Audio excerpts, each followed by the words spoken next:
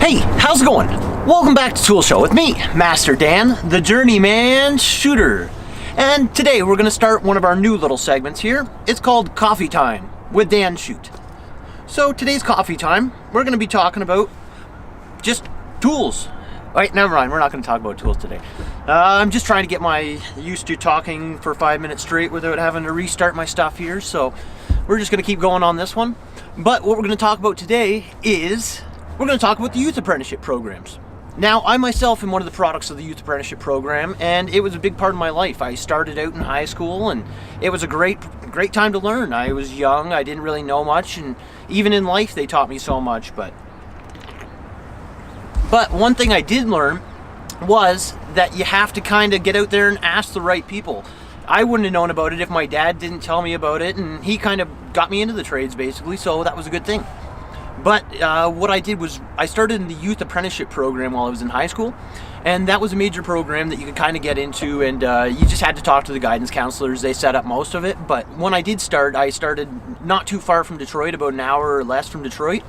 And the problem with starting an hour or less from Detroit when I started was it was a major recession. All of the car companies, they stopped, and they basically made they fired a lot of guys. So a lot of guys were laid off, out of work, especially the tradespeople, because you're the first to go. They can hire robots and managers, but they can't, they just can get rid of a lot of tradespeople. Once you're done the job, you're always working yourself out of a job, and that's one thing I learned too. But the only company that would actually take me on in the apprenticeship program, that was the wastewater treatment plant of my old city in Chatham, Ontario, Canada.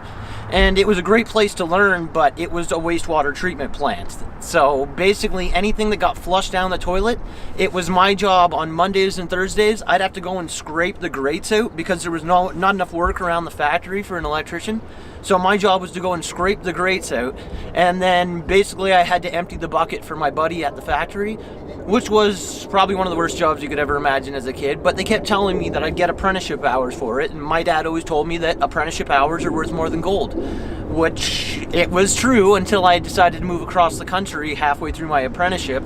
I'd had a couple of hard years where we were really working hard and there wasn't a lot of work, so you'd work really hard for a couple days, like 80-hour a week or whatever, and then you get a couple months off where you're sitting waiting for something to happen, and that's not fair, especially as an 18-year-old kid. When I was in my prime, you want to be able to go out and do something and actually enjoy life. But it was hard, so I took a couple of random jobs where I was working for General Motors as one of the call-in people in the United States. So if you had a problem with your car in the United States, you'd call my little part of General Motors. I'd answer the phone and try to solve your problem for you, and it was a great job too, but I only did about a month of that one before I ended up getting an apprenticeship again. And that apprenticeship was pretty tough though, because that one was, it was fun, because we did a lot of renovations, and the renovations you do, they're not brand new work where it's nice, clean, normal work, I guess. You're doing renovations of existing properties that have been there for 50, 60 years, of mold, asbestos, anything you can imagine. It was just gross. So I did that for a long time, and that was probably about a year I did that for. And I'll always remember the worst day of my life was we were doing a renovation it was a former drug house, and we were doing the renovation on the former drug house, but the drug people were still living there in the house, and I had to go in, and I had to my boss had to screw through the wall, and we had to bolt this thing to the side of this house because there was no way to screw into something that was solid, so we had to actually go inside and U-bolt it to the house. So we had this U-shaped bolt that I had to go in and hold the screws on the other side in the attic.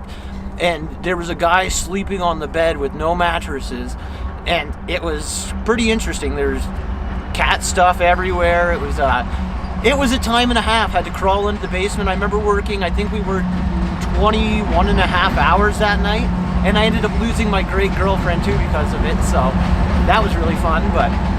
But realistically, I decided that day that I need to start bettering myself. It's always great when a train decides to come in behind you here while you're trying to do your 5-minute segment, but whatever, let them go by there. They'll be all right. It's a great time for me to take a sip of my coffee. Now, another part of the coffee break this week, we're going to be giving away $30 of coffee cards to Starbucks. That's 6 $5 cards for the math aficionados out there.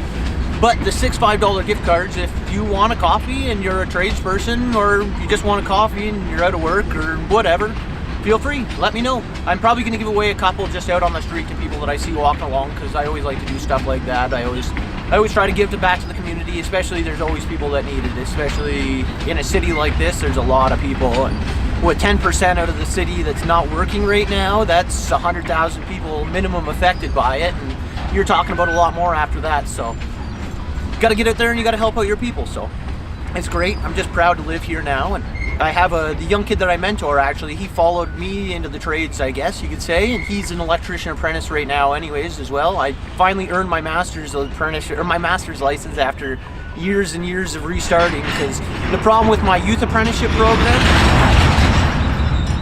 oh yeah, that was a good one.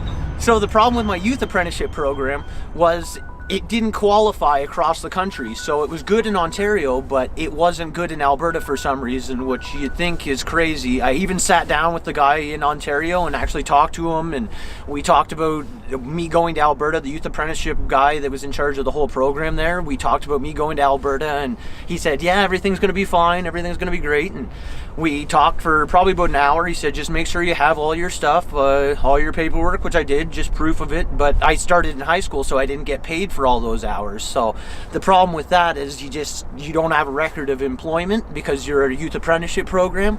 So I lost all of my hours when I decided to move across the country, and it happened to a lot of guys too. That wasn't just me. There was a lot of guys from my area of the country that talked to the same guy. He said, just go across the country, and everybody did it. And we got here and had to restart everything. My car broke down halfway, so there was no way to turn back basically. But so there was a small army of men trying to hunt that poor guy after a while, but I think he's all right though. We've all kind of moved on from it, but it was a tough lesson to learn. But so I was my dad, he was actually an electrician too, so that was the biggest part about getting in the trade. I had an uncle that was an electrician, cousins, everybody kind of tried it, so it was a good trade to be in, and it was honorable life. You actually earned the money that you were making, and it was good for you. So, but realistically, that's the end of our segment for today. So cheers to all you workers out there, and everybody that's working hard, keep it up and don't stop.